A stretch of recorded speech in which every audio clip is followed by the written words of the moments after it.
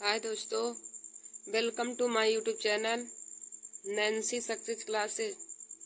दोस्तों, आज मैं आप सभी लोगों को हिस्ट्री में बौद्ध धर्म के बारे में बताऊंगी। दोस्तों, आज का हमारा टॉपिक है बौद्ध धर्म।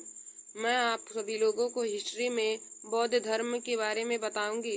देखिए दोस्तों, हिस्ट्री में बौद्ध धर्म से संबंधित बहुत ही महत्वपूर्ण क्वेश्चन पूछे जाते हैं।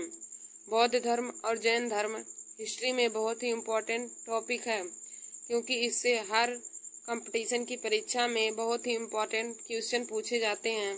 तो आज मैं आप सभी लोगों को बताऊंगी जो यूपीपी पुलिस की परीक्षा में इम्पोर्टेंट क्वेश्चन पूछे जाते हैं। तो देखिए दोस्तों, हम आज आप सभी लोगों को बौद्ध धर्म के बारे में पूरा बताएंगे। तो यहाँ पर देखिए, पहले हमने यहाँ पे लिखा संस्थापक। तो हम देखेंगे बौद्ध धर्म के संस्थापक कौन थे। तो देखिए दोस्तों, बौद्ध धर्म के संस्थापक महात्मा बुद्ध ने बौद्ध धर्म की स्थापना की थी। बौद्ध धर्म के संस्थापक महात्मा बुद्ध हैं। तो देखिए दोस्तों, महात्मा बुद्ध ने बौद्ध धर्म की स्थापना की थी। उसके बाद हमें पूछा जाता है कि बुद्ध शब्द का क्या अर्थ है।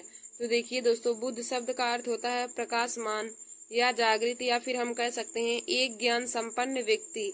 ज्ञान संपन्न व्यक्ति को हम बुद्ध कहते हैं। देखिए दोस्तों, बुद्ध का अर्थ हो जाएगा एक ज्ञान संपन्न व्यक्ति। एक ज्ञान संपन्न व्यक्ति। देखिए दोस्तों, यहाँ पे संस्थापक है तो बुद्ध धर्म के संस्थापक महात्मा बुद्ध जी हैं, और बुद्ध शब्द का अर्थ होता है एक ज्ञान संपन्न व्यक्ति। फिर उसके बाद आप लोग यहाँ पे नोट करके लिख लेंगे कि महात्मा बुद्ध को लाइट ऑफ एशिया यानी कि एशिया की रोशनी कहते हैं। महात्मा बुद्ध को लाइट ऑफ एशिया यानी कि एशिया की रोशनी कहते हैं, तथा इनके बचपन का नाम सिद्धार्थ था। देखिए दोस्तों, यदि आपको पूछे कि महात्मा बुद्ध को क्या कहा जाता है, तो महात्मा बुद्ध को लाइट ऑफ एशिया कहा जाता है, यानी कि एशिया की रोशनी कहा जाता है, तथा इनके बचपन का नाम सिद्धार्थ था। यदि पूछे कि महात्मा बुद्ध के बचपन का क्या नाम है, तो 4 विकल्प में दिया रहता है। जिस विकल्प में सिद्धार्थ दिया रहेगा, आप सभी लोग उसी विकल्प को सही लगाएंगे, क्योंकि महात्मा बुद्ध के बचपन का नाम सिद्धार्थ है। फिर हम आगे देखेंगे कि उनका जन्म कब हुआ था। तो देखिए दोस्तों, महात्मा बुद्ध का जन्म 563 बीसी। बीसी का अर्थ हो जाएगा ईसा पूर्व। तो 563 ईसा पूर्व कपिल वस्तु के निकट लुम्बिनी गांव में, यानी लुम्बिनी गांव नेपाल में है, तो नेपाल में हुआ था। 563 ईसा पूर्व लुम्बिनी गांव नेपाल में हुआ था। देखिए दोस्तों, लुम्बिनी गांव नेपाल में है, तो लुम्बिनी गांव नेपाल में हुआ था। यदि ऑप्शन में कपिल वस्तु भी दिया हो तो आप कपिल वस्तु को भी टिक कर सकते हैं। देखिए दोस्तों, महात्मा बुद्ध का जन्म 563 ईसा पूर्व में लुम्बिनी गांव नेपाल में हुआ था, और उनके बचपन का नाम सिद्धार्थ था। और महात्मा बुद्ध को लाइट ऑफ एशिया यानी कि एशिया की रोशनी कहते हैं। फिर देखिए दोस्तों, महात्मा बुद्ध के पिता का नाम शुद्धोधन था। महात्मा बुद्ध के पिता का नाम शुद्धोधन था, जो शाक्य कुल के प्रधान थे। महात्मा बुद्ध के पिता का नाम शुद्धोधन था, जो शाक्य कुल के प्रधान थे। फिर हमारा अगला है, तो उनकी माता का नाम, महात्मा बुद्ध की माता का नाम, तो महात्मा बुद्ध के माता का नाम माया देवी था। महात्मा बुद्ध की माता का नाम माया देवी था, जो कोली गणराज की कन्या थी। जो कोली गणराज की कन्या थी। देखिए दोस्तों, महात्मा बुद्ध के पिता शुद्धोधन शाक्य कुल के प्रधान थे, तथा उनकी माता माया देवी कोली गणराज की कन्या थी। उनकी माता माया देवी कोली गणराज की कन्या थी। फिर देखिए दोस्तों, हम लोग आगे देखेंगे कि महात्मा बुद्ध का पालन पोषण किसने किया। तो महात्मा बुद्ध का पालन पोषण प्रजापति गौतमी यानी कि उनकी मौसी ने किया था। महात्मा बुद्ध का पालन पोषण प्रजापति गौतमी यानी कि उनकी मासी जो थी, उन्हीं ने ही किया था। महात्मा बुद्ध का पालन पोषण उनकी मौसी ने ही किया था, जिनका नाम प्रजापति गौतमी था। फिर देखिए दोस्तों, महात्मा बुद्ध की शादी किनसे हुई थी। तो महात्मा बुद्ध की शादी यशोधा से हुई थी, यशोधरा से।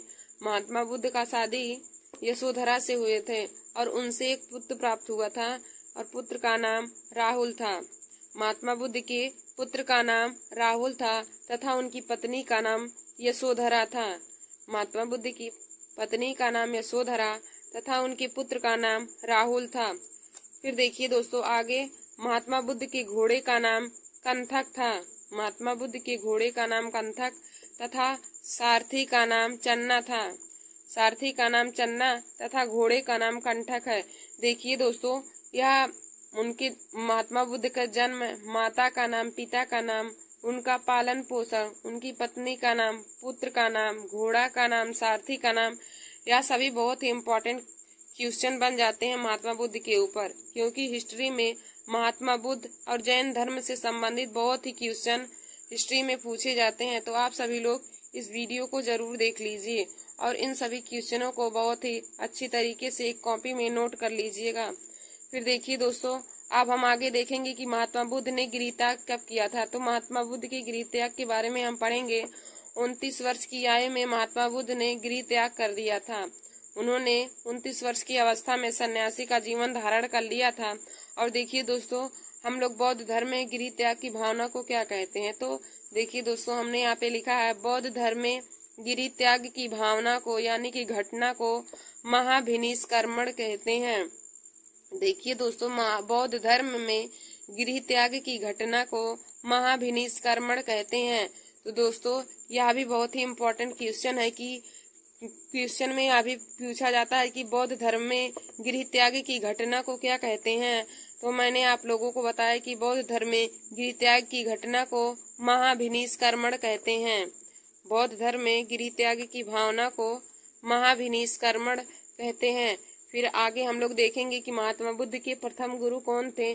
तो दोस्तों, महात्मा बुद्ध के प्रथम गुरु अलार कलाम थे। महात्मा बुद्ध के प्रथम गुरु अलार कलाम थे। फिर अगला हमारा है, अब हम आगे देखेंगे कि महात्मा बुद्ध को ज्ञान कहाँ और कब प्राप्त हुआ था। तो देखिए दोस्तों, महात्मा बुद्ध को 6 वर्ष की तपस्या के पश्चात, महात्मा बुद्ध को 6 वर्ष की तपस्या के पश्चात यानी कि 35 वर्ष की आयु में, देखिए दोस्तों, उन्होंने 29 वर्ष की अवस्था में गृहत्याग कर दिया था। तो 6 वर्ष की तपस्या के पश्चात यानी 35 वर्ष की आयु में उन्हें बोधगया बिहार में ज्ञान प्राप्त हुआ। देखिए दोस्तों, ज्ञान प्राप्त होने से पहले महात्मा बुद्ध को बुद्ध नहीं कहते थे। उससे पहले ज्ञान जब उन्हें नहीं प्राप्त हुआ था तो उनका नाम सिद्धार्थ ही था। और उन्हें ज्ञान प्राप्त होने के बाद लोग उन्हें बुद्ध कहने लगे। बुद्ध ज्ञान प्राप्त होने के बाद उनका नाम बुद्ध पड़ा, लेकिन पहले उन्हें सब सिद्धार्थ ही कहते थे। और उन्हें बोधगया में ज्ञान प्राप्त हुआ था निरंजना नदी के तट पर पीपल वृक्ष के नीचे। और पीपल वृक्ष को हम तब से बौद्ध वृक्ष कहने लगे। तब से उस पीपल वृक्ष को बौद्ध वृक्ष कहने लगे, क्योंकि उसी पीपल वृक्ष के नीचे महात्मा बुद्ध को ज्ञान की प्राप्ति हुई थी। इसलिए उस पीपल वृक्ष का नाम बौद्ध वृक्ष रख दिया गया। देखिए दोस्तों, यह भी बहुत ही इम्पोर्टेंट क्वेश्चन है कि महात्मा बुद्ध को कितनी वर्ष की अवस्था में ज्ञान की प्राप्ति हुई थी। तो महात्मा बुद्ध को 35 वर्ष की अवस्था में बोधगया में ज्ञान प्राप्त हुआ तथा निरंजना नदी के किनारे पीपल वृक्ष के नीचे। यह भी क्वेश्चन पूछा जाता है कि महात्मा बुद्ध को ज्ञान कहाँ प्राप्त हुआ था। तो आप लोग बताएंगे कि महात्मा बुद्ध को बोधगया बिहार में ज्ञान प्राप्त हुआ। और किस नदी के किनारे पूछा जाता है और किस वृक्ष के नीचे। तो देखिए दोस्तों, निरंजना नदी के किनारे प्राप्त हुआ था तथा पीपल वृक्ष के नीचे प्राप्त हुआ। निरंजना नदी के तट पर पीपल वृक्ष के नीचे प्राप्त हुआ, तभी से उस पीपल वृक्ष को बौद्ध वृक्ष कहा जाता है। और दोस्तों, महात्मा बुद्ध को जब तक ज्ञान नहीं प्राप्त हुआ था तब तक उनका नाम सिद्धार्थ था तथा ज्ञान प्राप्त होने के बाद उनका नाम बुद्ध पड़ गया। फिर हम लोग आगे देखेंगे कि महात्मा बुद्ध ने प्रथम उपदेश कहाँ दिया था। महात्मा बुद्ध ने प्रथम उपदेश कहाँ दिया या फिर प्रथम सरमान कहाँ दिया था। तो महात्मा बुद्ध ने प्रथम उपदेश सारनाथ में दिया था। महात्मा बुद्ध ने प्रथम उपदेश सारनाथ में दिया था। और प्रथम उपदेश को क्या कहा गया है। तो प्रथम उपदेश को धर्म चक्र प्रवर्तन कहा गया। प्रथम उपदेश को धर्म चक्र प्रवर्तन कहा गया। देखिए दोस्तों, महात्मा बुद्ध ने अपना प्रथम उपदेश सारनाथ में दिया था। महात्मा बुद्ध ने प्रथम उपदेश सारनाथ में दिया और प्रथम उपदेश को धर्म चक्र परिवर्तन कहते हैं। प्रथम उपदेश को धर्म चक्र परिवर्तन कहते हैं। फिर हम लोग आगे देखेंगे कि महात्मा बुद्ध ने सबसे ज्यादा उपदेश कहाँ दिया। महात्मा बुद्ध ने सबसे ज्यादा उपदेश कहाँ दिया। तो देखिए दोस्तों, महात्मा बुद्ध ने सबसे ज्यादा उपदेश कौशल की राजधानी श्रावस्ती में दिया था। महात्मा बुद्ध ने सबसे ज्यादा उपदेश कौशल की राजधानी श्रावस्ती में दिया था।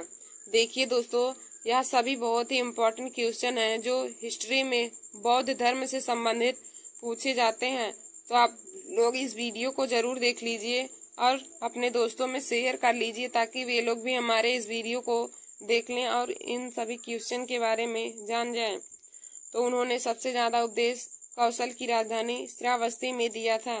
फिर हमारा अगला है, महात्मा बुद्ध का अंतिम उपदेश कहाँ था? ये महात्मा बुद्ध ने अंतिम उपदेश कहाँ दिया? तो दोस्तों, महात्मा बुद्ध ने अंतिम उपदेश कुशीनगर में दिया। महात्मा बुद्ध ने अंतिम उपदेश कुशीनगर में और किसको दिया था? तो सुभद्र को दिया था। देखिए दोस्तों, कुशीनगर मल्ल की राजधानी है। कुशीनगर मल्ल की राजधानी है, तो कुशीनगर में दिया था और किसको दिया था? तो सुभद्र को दिया था। यदि पूछे महात्मा बुद्ध ने अपना अंतिम उपदेश कहाँ दिया तथा किसको दिया, तो महात्मा बुद्ध ने अपना अंतिम उपदेश कुशीनगर में सुभद्र को दिया था। फिर हमारा अगला क्वेश्चन है कि महात्मा बुद्ध ने धर्म प्रचार प्रसार का केंद्र कहाँ था? महात्मा बुद्ध के धर्म प्रचार प्रसार का केंद्र कहाँ था? तो दोस्तों, महात्मा बुद्ध के धर्म प्रचार प्रसार का केंद्र मगध में था। महात्मा बुद्ध के धर्म प्रचार प्रसार का केंद्र मगध में था। फिर हमारा अगला क्वेश्चन है, महात्मा बुद्ध के उपदेश की भाषा कौन है? महात्मा बुद्ध के उपदेश की भाषा कौन सी है? तो दोस्तों, उनके उपदेश की भाषा पाली है। महात्मा बुद्ध के उपदेश की भाषा पाली है। फिर हम लोग आगे देखेंगे कि महात्मा बुद्ध के प्रिय शिष्य कौन था? महात्मा बुद्ध का प्रिय शिष्य कौन था? तो दोस्तों, महात्मा बुद्ध का प्रिय शिष्य आनंद एवं उपाली था। महात्मा बुद्ध के प्रिय शिष्य आनंद एवं उपाली थे तथा प्रथम शिष्य तपस्वी एवं भल्लिक थे।